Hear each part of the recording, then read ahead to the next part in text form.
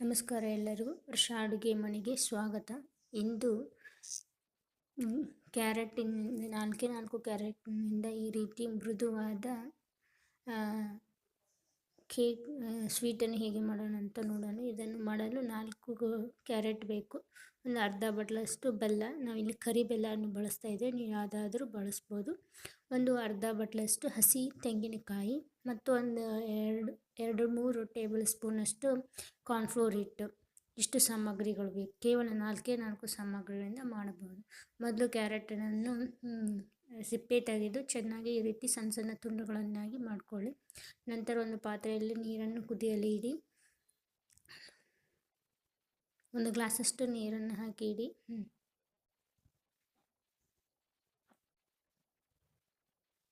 ಇದು ನೀರು ಈ ರೀತಿ ಕುದಿಯುತ್ತಿರುವಾಗ ಕಟ್ ಮಾಡಿಕೊಂಡಿರುವಂಥ ಕ್ಯಾರೆಟನ್ನು ಹಾಕಿ ಒಂದು 3-4 ನಿಮಿಷ ಒಂದು ಪ್ಲೇಟನ್ನು ಮುಚ್ಚಿ ಸರಿಯಾಗಿ ಬೇಯಿಸ್ಕೊಳ್ಳಿ.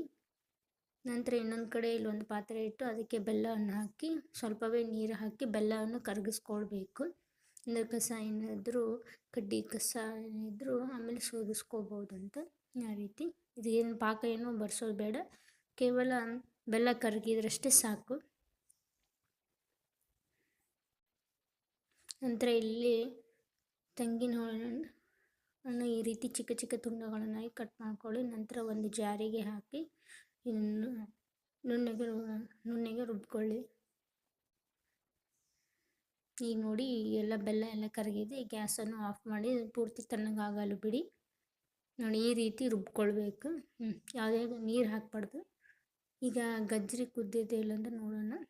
ಒಂದು ಪ್ಲೇಟಿಗೆ ಗಜ್ಜರಿ ಹಾಕಿ 1 ಸ್ಪೂನಿಂದ ಕಟ್ ಮಾಡಿದರೆ ಬೇಗನೆ ಕಟ್ಟಾದರೆ ಕುದ್ದಿದೆ ಅಂತ ಅರ್ಥ. ಈಗ ಗಜ್ಜರಿ ಬೇಯ್ದಿದೆ. ಅದಕ್ಕೆ ತುರಿದಿಟ್ಟುಕೊಂಡಿರುವಂಥ ಹಸಿ ಕೊಬ್ಬರಿ ಮತ್ತು ಸ್ವಲ್ಪ ನೀರನ್ನು ಹಾಕಿ ಪೂರ್ತಿ ನುಣ್ಣಗೆ ರುಬ್ಕೊಳ್ಳಿ. ಆ ಪೇಸ್ಟ್ ಈ ರೀತಿಯಾಗಿರಬೇಕು. ನಂತರ ಈ ಪೇಸ್ಟನ್ನು ಒಂದು ಬಟ್ಟೆಗೆ ಹಾಕಿ ಸೋದಿಸ್ಕೊಳ್ಳಿ. ಬಟ್ಟೆ ಇದ್ದರೆ ಬಟ್ಟೆ, ಇಲ್ಲ ಅಂದರೆ ಸಾಣಿಗೆ ಇದ್ದರೆ ಸಾಣಿಗೆ ಹಾಕಿ ಸೋಸ್ಕೊಳ್ಳಿ. ನಂತರ ಇದಕ್ಕೆ 1 ಲೋಟದಷ್ಟು ನೀರು ಹಾಕಿ, ಜಾಸ್ತಿ ನೀರು ಹಾಕಬೇಡಿ. 1 ಅಥವಾ 1.5 ಲೋಟದಷ್ಟೇ ನೀರು ಹಾಕಿ ಹಾಲನ್ನು ತೆಗೆದುಕೊಳ್ಳಿ.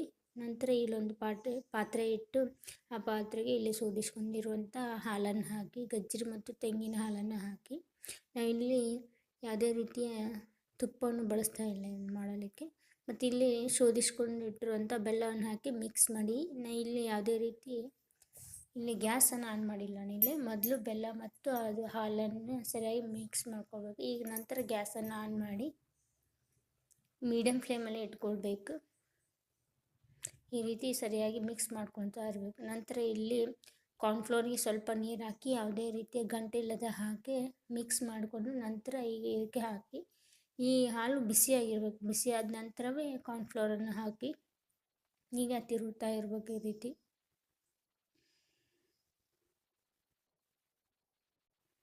ಗ್ಯಾಸ್ ಫುಲ್ ಜೋರು ಇಡಬೇಡ್ರಿ, ಮೀಡಿಯಮ್ ಫ್ಲೇಮಲ್ಲೇ ಇಟ್ಕೊಂಡು ಮಾಡಿ, ಬೇಗನೆ ಆಗುತ್ತದೆ. ಈಗ ಇಲ್ಲಿ ಒಂದೊಂದು ಪಾತ್ರೆಗೆ ಸ್ವಲ್ಪ 1 ಟೇಬಲ್ ಸ್ಪೂನಷ್ಟು ತುಪ್ಪ ಮತ್ತು ಸನ್ಫ್ಲವರ್ ಬೀಜನ್ನು ಹಾಕ್ತಾಯಿದ್ದೀನಿ. ಮತ್ತು ಇಲ್ಲಿ ವಾಟರ್ಮೆಲನ್ ಬೀಜ ಹಾಕಿ ಮತ್ತು ಒಂದು ಸ್ವಲ್ಪ ಸೀಡ್ಸ್ಗಳಿದ್ದು ಅವನ್ನ ಹಾಕ್ತೀವಿ. ನೀವು ಇದ್ದರೆ ಹಾಕ್ಬೋದು, ಇಲ್ಲಾಂದರೆ ಸ್ಕಿಪ್ ಮಾಡ್ಬೋದು. ನೋಡಿ ಮೊದಲೇಕ್ಕಿಂತ ಸ್ವಲ್ಪ ಈಗ ಗಟ್ಟಿಯಾಗಿ ಬರ್ತಾ ಇದೆ. ಇದನ್ನು ಹಾಗೆ ತಿರುಗ್ತಾ ಇರಬೇಕು. ನೋಡಿ ಈಗ ಯಾವ ರೀತಿ ಆಯಿತು. ತುಂಬ ನೀರಿತ್ತು, ಈಗ ಸ್ವಲ್ಪ ಗಟ್ಟಿ ಆಗ್ತಾ ಇದೆ. ಕಾರ್ನ್ಫ್ಲೋರ್ ಹಾಕಿರ್ತೀವಲ್ಲ, ಬೇಗನೆ ಗಟ್ಟಿ ಆಗುತ್ತೆ. ನೋಡಿ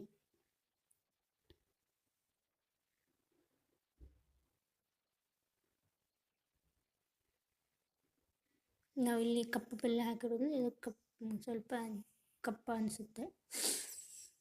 ನೀವು ಬೇರೆ ಬೆಲ್ಲವನ್ನು ಸಹ ಯೂಸ್ ಮಾಡ್ಬೋದು. ನೋಡಿ ಈ ರೀತಿ ತುಂಬ ಗಟ್ಟಿ ಆದ ನಂತರ ಗ್ಯಾಸನ್ನು ಆಫ್ ಮಾಡಿ ಒಂದು ತುಪ್ಪ ಹಚ್ಚಿಟ್ಟಿರುವಂಥ ಪಾತ್ರೆಗೆ ಹಾಕಿ ಇದು ಪೂರ್ತಿ ತಣ್ಣಗಾಗಲು ಬಿಡಬೇಕು. ನೋಡಿ ಈಗ ತುಂಬ ರುಚಿಕರವಾದ ಸ್ವೀಟ್ ಈಸ್ ರೆಡಿ. ಅದಕ್ಕೆ ಕಟ್ ಮಾಡಿ ತೋರಿಸ್ತಾ ಇದ್ದೇನೆ. ನೀವು ಈ ಸ್ವೀಟನ್ನು ಮನೆಯಲ್ಲೇ ಮಾಡಿಕೊಳ್ಳಿ. ಹೇಗೆ ಬಂತಂತ ಕಮೆಂಟ್ ಮಾಡಿ. ಈ ವಿಡಿಯೋ ನಿಮಗೆ ಇಷ್ಟ ಆಗಿದ್ದರೆ ಲೈಕ್, ಶೇರ್, ಕಮೆಂಟ್ ಮಾಡಿ. ತಪ್ಪದೇ ನಮ್ಮ ಚಾನಲನ್ನು ಸಬ್ಸ್ಕ್ರೈಬ್ ಮಾಡಿಕೊಳ್ಳಿ. ನೋಡಿ ತುಂಬಾ ಈಸಿ. ಮಕ್ಕಳಂಗರು ತುಂಬ ಇಷ್ಟಪಟ್ಟು ತಿಂತಾರೆ ಈ ಸ್ವೀಟನ್ನು. Thank you for watching.